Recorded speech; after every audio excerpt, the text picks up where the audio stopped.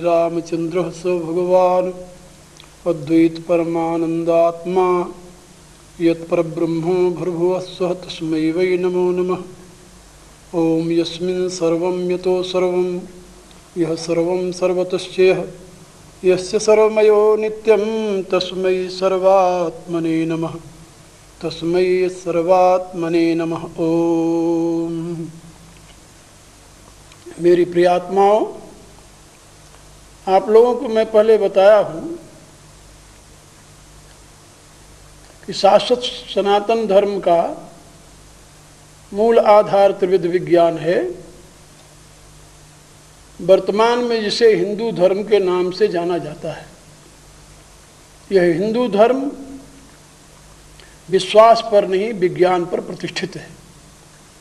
इसके दो मूल स्तंभ हैं, श्रुति और स्मृति। श्रुति और स्मृति के आधार पर इस धर्म की प्रतिष्ठा हुई है। जो प्रत्यक्ष धर्मा ऋषि उस परम तत्व का साक्षात्कार किए हैं, उनकी वाणी को श्रुति कहते हैं। लेकिन जो संप्रज्ञात समाधि को प्राप्त हुए ऋषि अपने अनुभव के आधार पर जीवन विकास की विधियां को समझाए हैं, विधान को समझाए हैं, उन ग्रंथों को स्मृति कहते हैं। विशेष रूप से श्रुति और स्मृति में यही अंतर है। यद्यपि गीता के विषय में उसकी पुष्पांजलि में उपनिषद शब्द का प्रयोग हुआ है, लेकिन फिर भी विद्वानों ने गीता को स्मृति के रूप में ग्रहण किया है, क्योंकि महाभारत का अंश होने के नाते उसे ये पदवी दी गई है। मेरे विचार से गीता उपनिषद है, रहस्यमय विद्या है, वह ब्रह्म विद्या है, वह योग शास्त्र है, और उसे मेरे विचार से वही स्थान प्राप्त है जो श्रुति को है। इतना ही नहीं, बल्कि उससे भी परे का स्थान उसे प्राप्त है, क्योंकि भगवान व्यासदेव ने स्वयं ये बात कही है, गीता सुगीता कर्तव्या कि मन्ने शास्त्र विस्तरे या स्वयं पद्मनाभस्य मुख पद्मा विनिसृता। गीता को यदि भली प्रकार अध्ययन कर लिया जाए तो अन्य विस्तृत शास्त्रों की आवश्यकता नहीं रहती, क्योंकि यह तो स्वयं श्री पद्मनाभ श्रीमन नारायण के मुखारबिंद से विनिसृत उनकी वाङ्मयी मूर्ति है। और आप सब जानते हैं कि जितने साधक हैं, ऋषि हैं, इनके अनुभूति में अंतर हो सकता है, लेकिन परमात्मा तो स्वयं साक्षात परमात्मा है, ज्ञान स्वरूप है, इसलिए उसके कथन में कोई भेद नहीं हो सकता। इस दृष्टि से जैसा कि महाभारत में ये बात स्पष्ट की गई है कि सृष्टि के आदि में श्रीमन नारायण के द्वारा आविर्भूत हुए ब्रह्मदेव को श्रीमन नारायण ने जो तत्व ज्ञान प्रदान किया था, वही तत्व ज्ञान उन्होंने अपने प्रजापति को दिया, दौहित्र प्रजापति दक्ष को, यानी अपने पुत्र प्रजापति दक्ष को दिया। दक्ष ने अपने दौहित्र आदित्य को दिया, और आदित्य ने फिर आगे अपनी संतानों को दी। गीता के चौथे अध्याय में भी ये बात समझाई गई है। भगवान कहते हैं, यह अनादि ज्ञान मैंने सृष्टि के आदमी विवस्वान को दिया था। विवस्वान ने मनु को दिया, मनु ने इक्ष्वाकु को दिया। इक्ष्वाकु के द्वारा ये ज्ञान विश्व के मानव में प्रचारित और प्रसारित हुआ। महाभारत में भी ये बात आई है कि ये ज्ञान, तत्व ज्ञान, योग विज्ञान त्रेता के अंत तक यथार्थ रूप से व्यवहार में आता रहा है, लेकिन त्रेता के पश्चात जब द्वापर का युग प्रारंभ हुआ, तब धीरे धीरे इसमें ह्रास होने लगा। और भगवान कहते हैं कि द्वापर के अंत में अब तो पूर्णतः ये धर्म, मेरे द्वारा प्रतिपादित अनादि धर्म लोपप्राय हो गया है। स्वकाले नियमता योगो नष्ट परंतप। चौथे अध्याय में स्वयं उन्होंने बात कही है। यानी मेरे कहने का अभिप्राय कि गीता का ज्ञान जो है, यह तो श्रुति से भी प्राचीन है, ऐसा यदि कहा जाए तो कोई अतिशयोक्ति नहीं होगी, क्योंकि भगवान ने 13वें अध्याय में यही बात समझाई है कि जो ज्ञान मैं तुम्हें देने जा रहा हूँ, यही ज्ञान है। शिविर बहुधा गीतम छंदो विवृते पृथक ब्रह्मसूत्र पदश्चैव हेतमद्भिर्विनिश्चित। बहुत से ऋषियों ने विभिन्न छंदों में इसी ज्ञान को अभिव्यक्त किया है, इसी ज्ञान का विस्तार किया है, और ब्रह्म सूत्रों में भी इसी ज्ञान का विशेष रूप से विश्लेषण किया गया है। तो मेरे कहने के प्राय गीता का स्थान यथार्थ वह सुपनिषद है, वह ब्रह्म विद्या है, वह योग शास्त्र है, और उससे श्रेष्ठ स्थान किसी अन्य ग्रंथ को नहीं है। लेकिन विस्तार के साथ उसका विवेचन हमें वैदिक साहित्य में प्राप्त होता है, इसलिए हम उसको वैदिक विज्ञान के रूप में ही स्वीकार करते हैं। जैसा कि मैं पहले आपको बता रहा था कि वैदिक विज्ञान में ब्रह्म तत्व को ही मूल माना गया है, सृष्टि का मूल आधार। लेकिन ब्रह्म शब्द का प्रयोग अनेक अर्थों में हुआ है। यहाँ ये भी समझ लेना चाहिए, कभी कभी भ्रांति हो जाती है यथार्थ स्वरूप को न समझने के नाते, यथार्थ अर्थ को न समझने के नाते। यहाँ पर उस परम चैतन्य घन को पर ब्रह्म कहा गया है। गीता के 13वें अध्याय में भगवान ने उसे ज्ञेय बताया है। ज्ञेयम ये तत्प्रोक्ष्यामि यज् ज्ञात्वा मृतम स्मृते अनादिमत परब्रह्म न सत्तन्ना सदुच्यते। कहा कि जो ज्ञेय तत्व है उसकी अब मैं व्याख्या कर रहा हूँ। जिसको जान करके मनुष्य अमृतत्व को प्राप्त कर लेता है, वह कौन है? वह अनादि परब्रह्म है। परब्रह्म वह न सत कहा जा सकता है, न असत कहा जा सकता है। सत क्यों नहीं कहा जाता? क्योंकि यदि सत उसे कहें तो असत क्या होगा। असत क्यों नहीं कहा जाता? यदि असत उसे कहें तो सत क्या होगा। वह सत असत दोनों का स्रोत है, दोनों का हेतु है, दोनों का आश्रय है, दोनों का कारण है। यहाँ ऐसे आप समझ लें कि सत तत्व का प्रयोग यहाँ पर चेतन के लिए हुआ है, और असत तत्व का प्रयोग यहाँ पर प्रकृति के लिए, जड़ के लिए हुआ, क्षर भाव के लिए हुआ है। क्षर और अक्षर इन दोनों का आश्रय जो है वह परब्रह्म परमात्मा है। ऐसा इस श्लोक में भगवान ने स्वयं स्पष्ट किया है। अब इसी बात को आगे मैं आपको फिर बता रहा हूं कि जहां पर उस परम चैतन्य घन को परब्रह्म कहा गया है, वहां पर उसके आश्रित रहने वाली प्रकृति, जिसके द्वारा ये अनंत ब्रह्मांड का सृजन होता है, उसे महद ब्रह्म कहा गया है। गीता के 14वें अध्याय में भगवान कहते हैं, मम योनिर्महद ब्रह्म तस्मिन् गर्भम दधाम्यहम संभव सर्वभूतानां ततो भवति भारत। कहते हैं, हे अर्जुन, ये जो प्रकृति है यह योनि है। मेरी प्रकृति जो है महद ब्रह्म, ये योनि है, इसमें मैं गर्भ धारण कराता हूँ, और उसी से असंख्य जीवों का, अनंत जीवों का आविर्भाव होता है। कहने का अभिप्राय कि जहाँ वह परब्रह्म शब्द से अभित होता है, वहीं पर उसकी परा प्रकृति, उसकी अचिंत प्रकृति, जिसके विषय में श्रुति कहती है, पराश शक्तिर्वृद्धे श्रूयते स्वाभाविकी ज्ञान बल क्रिया च। परमात्मा की ज्ञानमयी, क्रियामयी, बलमयी शक्ति जो है, त्रिगुणात्मिका प्रकृति, वो महद ब्रह्म शब्द से अवबोधित होती है। वह परमात्मा परब्रह्म है, उसकी प्रकृति महद ब्रह्म है, और उसके संयोग से उत्पन्न होने वाला ये जो विराट पुरुष है, ये ब्रह्म है। इसके लिए ब्रह्म शब्द का प्रयोग किया गया है। उपनिषदों में ब्रह्म शब्द का प्रयोग किया गया है। तस्मात् एतद् ब्रह्म नाम रूपम अन्नम च जायते, ऐसा उपनिषद घोषित करती है कि उसी से ये ब्रह्म उत्पन्न हुआ, रूप, अन्न और नाम उत्पन्न हुए। तो नाम, रूप और अन्न ये सब उसी परब्रह्म से आविर्भूत हुए। तो इस विराट पुरुष को ब्रह्म कहा गया है। इसके मूल आधार प्रकृति को महद ब्रह्म कहा गया है। उसके प्रकाशक परमेश्वर को व परम चैतन्य घन को परब्रह्म कहा गया है। लेकिन इसके साथ ब्रह्म शब्द से और भी एक तत्व अभिहित किया गया है, वह है वेद। वेद माने ज्ञान। ज्ञान राशि को भी ब्रह्म कहा गया है। उसको नाम दिया गया शब्द ब्रह्म। वो शब्द ब्रह्माति वर्तते, जहाँ पर गीता के 6ठे अध्याय में है, और 3रे अध्याय में जहाँ ये बात समझाई गई है कि कर्म ब्रह्मोद्भवम विद्धि ब्रह्माक्षर समुद्भवम, वहाँ पर ब्रह्म शब्द का प्रयोग वैदिक ज्ञान राशि के लिए हुआ है। यानी कहने का प्राय ज्ञान का जो कोश है, ज्ञान का जो ओशन है, ocean of knowledge, that is called Brahma too, क्योंकि वह भी अनंत है।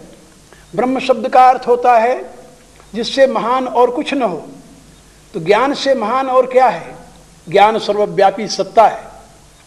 ज्ञान टुकड़े में नहीं होता, ज्ञान खंडित नहीं होता, ज्ञान निरवयव है, उसका विभाजन नहीं होता। जो आप लोग कहते हैं कि इसको अनेक विषयों का ज्ञान है, तो ज्ञान में जो अनेकता का प्रयोग होता है वह विषयों के नाते होता है, न कि ज्ञान के नाते। एक ही ज्ञानी व्यक्ति अनेक विषयों का ज्ञान प्राप्त करता है, तो ज्ञान का स्रोत तो उसके एक है, विषय अनेक हैं, इसलिए उससे संबंधित ज्ञान को उसके साथ जोड़ दिया जाता है कि अमुक विषय का ज्ञान है, अमुक विषय का ज्ञान है, अमुक विषय का ज्ञान है। जैसे मैं आप लोगों को इतने दिन से समझा रहा हूं कि ये भौतिक विज्ञान है, अध्यात्म विज्ञान है, ये ब्रह्म विज्ञान है। ये सही में विज्ञान तीन नहीं है, विज्ञान तो विज्ञान है, लेकिन उसके तीन तत्व हैं जिनका वह विश्लेषण करता है, जिसका वह एनालिसिस करता है, जिसकी वो व्याख्या करता है।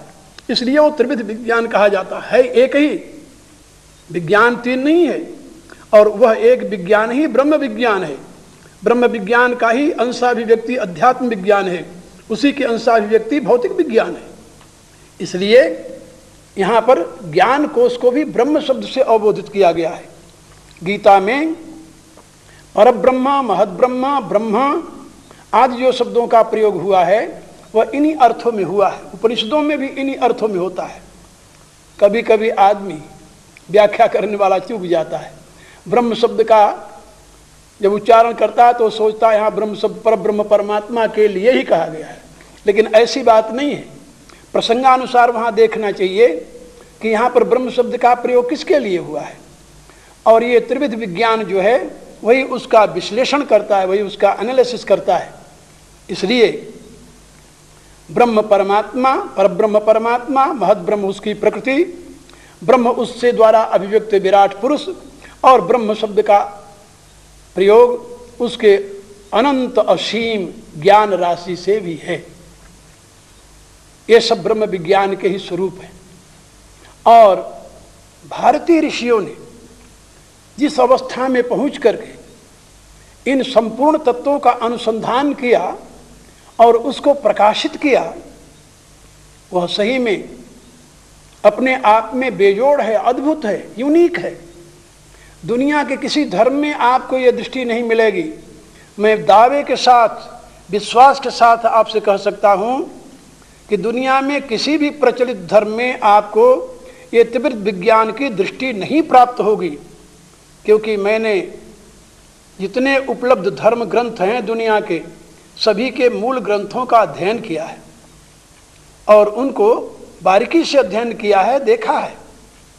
और इसलिए मैं विश्वास के साथ आपको बता सकता हूं कि अन्य धर्मों में जहां तक तत्व की बात कही गई है उसको आप यदि देखेंगे तो केवल वो मान्यता के ऊपर प्रतिष्ठित है। उसके पीछे कोई लॉजिक नहीं है, उसके पीछे कोई तर्क नहीं है, उसके पीछे कोई अनुभूति भी नहीं है। उसके पीछे केवल विश्वास है, मान्यता है, जिसको मैं अंधविश्वास के रूप में स्वीकार करता हूं, क्योंकि विवेक रहित विश्वास जो है उसको अंधविश्वास कहते हैं।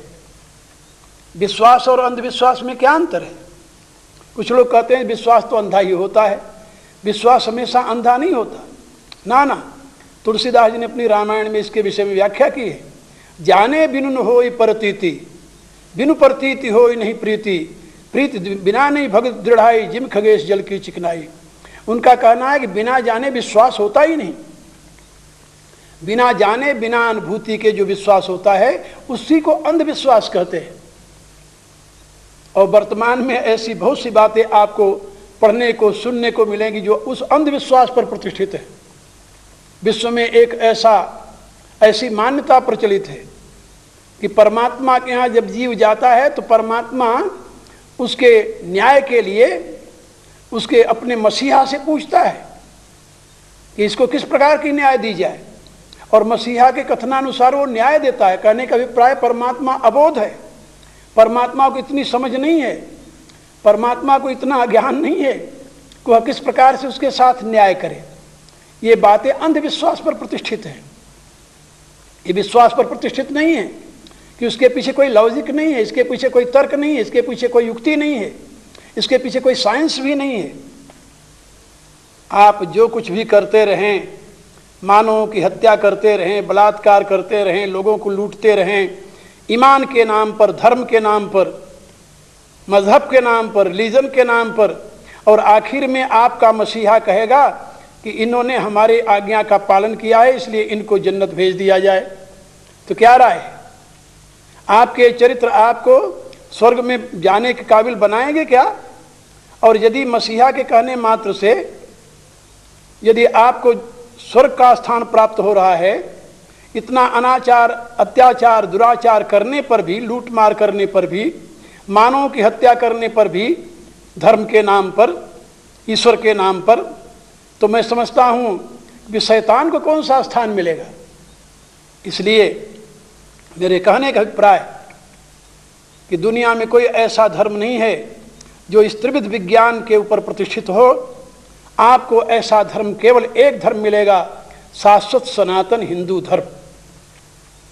इसलिए मैं कहा करता हूं कि ये जो वर्तमान का युग है, जो मिलेनियम, न्यू मिलेनियम जिसे कहते हैं, ये न्यू मिलेनियम उस धर्म का मिलेनियम होगा जो धर्म विज्ञान पर प्रतिष्ठित होगा, अंधविश्वास पर नहीं। इसलिए आप ब्रह्म विज्ञान को समझें, आप अध्यात्म विज्ञान को समझें, आप भौतिक विज्ञान को समझें, और इन तीनों के प्रकाश में जो जीवन की व्यवस्था दी गई है इसको भी आप समझिए। अभी तक तो मैंने आपको इसकी भूमिका समझाई है, इसका वैज्ञानिक आधार समझाया है, लेकिन आगे जो मैं जीवन की व्यवस्था की चर्चा करने जा रहा हूं या आगे जो करूंगा, उससे आपको एक और नई दिशा मिलेगी। आप समझ पाएंगे कि आपके जीवन की व्यवस्था में जो कुछ भी आपके आर्ष पुरुषों द्वारा प्रतिष्ठित किया गया है वो कितना उपयोगी है, कितना महत्वपूर्ण है, आपके लिए कितना वह कल्याणकारी है, इसको आप समझ पाएंगे। जब तक आप नीति और दर्शन, ये बात याद रखिए, धर्म के दो मूल आधार हैं, जैसे मैंने बताया था श्रुति और स्मृति, वैसे इसे कहते हैं नीति और दर्शन। नीति है स्मृति, दर्शन है श्रुति। इन्हीं दोनों के आधार पर धर्म तत्व की प्रतिष्ठा है। आप जानते हैं दर्शन के अभाव में नीति की कोई उपयोगिता नहीं होती। यदि जनता के उत्थान के लिए कोई नियम बनाया जाए और उस नियम के पीछे कोई दार्शनिक दृष्टि न हो, कोई युक्ति न हो, कोई तर्क न हो, कोई विधान न हो, कोई व्यवस्था न हो, तो क्या उससे जनता का उत्थान हो जाएगा क्या? आजकल जो मनमानी विधान बनाए जाते हैं उन लोगों के द्वारा जिनको अपनी ही समझ नहीं है, समाज की समझ क्या रखेंगे, ऐसे लोगों के द्वारा बनाए गए विधान की गति तो आप देख रहे हो, नित्य प्रति परिवर्तित होता रहता है, नित्य प्रति उसमें चेंज आते रहते हैं, क्योंकि वो किसी विवेकी पुरुष द्वारा नहीं, किसी पूर्ण प्रज्ञ द्वारा नहीं, किसी आप्त काम पूर्ण काम द्वारा नहीं, किसी ऋतंभरा प्रज्ञा प्राप्त द्वारा नहीं बनाए गए। वो केवल उन लोगों के द्वारा बनाए गए जो भौतिक बुद्धि के प्रयोगता थे, जो बुद्धिजीवी इन दूसरे अर्थों में कह सकते हैं आप। उसका परिणाम आप देख रहे हो, मानव के लिए कितना उपयोगी वो सिद्ध हो रहा है। इसलिए मैं आप लोगों से बता रहा था कि जो नीति दर्शन के ऊपर प्रतिष्ठित है, जिस नीति का अपना एक दर्शन है, अपनी एक फिलॉसफी है, जिसमें जीव जगत और जगदीश की पूर्ण रूप से विवेचना की गई है और उसके आधार पर उसके विकास की दिशा निहित की गई है, उस प्रकाश में जिस नीति का निर्धारण होता है वही नीति मानव के लिए कल्याणकारी होती है। उसी नीति का अवलंबन लेकर के मानव अपना उत्थान कर सकता है, अन्यथा कभी नहीं कर सकता। याद रखिए, कुछ लोग कहते हैं कि प्राचीन काल के नीतिकारों ने मानव जाति के साथ अन्याय किया है। क्या अन्याय किया भाई? तो कहते हैं कि इसमें जो वर्ग व्यवस्था की है वो एक प्रकार से मानव के साथ अन्याय है। मैं पूछता हूं, सारी दुनिया में मैं घूमा हूं, मैंने कहीं ये नहीं देखा जहां वर्ग व्यवस्था न हो। आपके घर में वर्ग व्यवस्था नहीं है क्या? आपके समाज में वर्ग व्यवस्था नहीं है क्या? दुनिया के किसी देश में वर्ग व्यवस्था नहीं है क्या? हमें तो कहीं ऐसा नहीं मिला कि जहां पर व्यक्तियों की योग्यता के अनुसार उनके लिए अधिकार का विभाजन न किया गया हो। किसी भी देश में नहीं है। और वर्ग व्यवस्था का अभिप्राय होता है योग्यता अनुसार अधिकार की व्यवस्था। ये आप लोग जानते हैं ना, हर एक व्यक्ति को अधिकार मिलना चाहिए, लेकिन उसके योग्यता के अनुसार मिलना चाहिए। अयोग्य व्यक्ति को यदि अधिकार मिलेगा तो क्या करेगा वो? क्या अपने अधिकार का पालन कर सकेगा? अधिकारानुसार कर्तव्य की पूर्ति कर सकेगा? नहीं कर सकता। और यदि वह अपने अधिकारानुसार कर्तव्य की पूर्ति नहीं करेगा तो समाज के लिए उपयोगी सिद्ध कैसे हो सकता है? अपने लिए उपयोगी सिद्ध कैसे हो सकता है? इसलिए समाज के लिए यदि उपयोगी सिद्ध होना हो, स्वयं के लिए यदि उपयोगी सिद्ध होना हो, तो व्यक्ति को अपनी योग्यता अनुसार ही अधिकार की तलाश करनी चाहिए, अधिकार की चाह रखनी चाहिए, और योग्यता के अनुसार ही अधिकार प्रदान करने की व्यवस्था होनी चाहिए। एक बात मेरी याद रख लो, जिस राष्ट्र में, जिस समाज में, जिस देश में योग्यता के अभाव में भी व्यक्ति का अधिकार सुरक्षित रखा जाता है, वह राष्ट्र, वह समाज, वह देश कभी भी उन्नति की दिशा में आगे नहीं बढ़ता। इसलिए मैं आप लोगों से निवेदन कर रहा था कि योग्यता अनुसार अधिकार की प्रतिष्ठा ही नीति शास्त्र का मुख्य नियम है, क्योंकि योग्य व्यक्ति ही अपने अधिकारानुसार कर्तव्य का पालन करता है, और कर्तव्य का पालन करने वाला व्यक्ति ही समाज के लिए कल्याणकारी होता है, अपने लिए कल्याणकारी होता है। इसलिए हमारे यहाँ नीति में योग्यता अनुसार अधिकार की प्रतिष्ठा रही है, और यही होना चाहिए।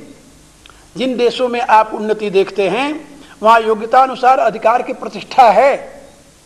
जिन देशों में आप अवनति देखते हैं वहाँ योग्यता अनुसार अधिकार की प्रतिष्ठा नहीं है। अयोग्य व्यक्ति को अधिकार दिया जाएगा तो क्या करेगा? अपने से जो ऊंचे वाले हैं उनकी खुशामद करेगा, अपने से जो नीचे वाले हैं उनको दबाएगा, और अपने कर्तव्य का पालन करने में असमर्थ होगा। ऊंचे वाले की खुशामद में उसका समय नष्ट होगा, नीचे वाले को दबाने में अपना समय नष्ट करेगा। योग्यता है नहीं, इसलिए कर्तव्य का पालन कर नहीं सकता, इसलिए अधिकार का दुरुपयोग करता है वो। और अधिकार का दुरुपयोग समाज को पंगु बना देता है, अधिकार का दुरुपयोग समाज को भ्रष्ट बना देता है, अधिकार का दुरुपयोग समाज को पतन के गर्त में डाल देता है, जो कि आज वर्तमान में आप देख रहे हो। इसलिए शाश्वत सनातन धर्म संपूर्ण जीवन जीने की विधि बताता है, और वह समझाता है कि अपने जीवन में दर्शन के प्रकाश में नीति निर्धारण करो, और नीति में योग्यता अनुसार अधिकार की प्रतिष्ठा होनी चाहिए। इसी भाव को लेकर के हमारे यहाँ जीवन विधान में ब्रह्म विज्ञान, अध्यात्म विज्ञान और भौतिक विज्ञान के आधार पर योग्यता अनुसार अधिकार की प्रतिष्ठा की गई, और इसी में हमारे वर्ग व्यवस्था की महत्ता रही है, आज दिन तक रही है। और इसी व्यवस्था के नाते यह भारत विश्व गुरु रहा है, और मुझे विश्वास है कि भविष्य में भी इसी त्रिविध विज्ञान के प्रकाश में अपने विश्व गुरुत्व के पद को प्राप्त करने में सक्षम होगा। आज के इस कथन में यही मैं अपनी वाणी को विराम दूंगा। अनंत मंगल कामनाओं सहित हरि ओम तत्सत।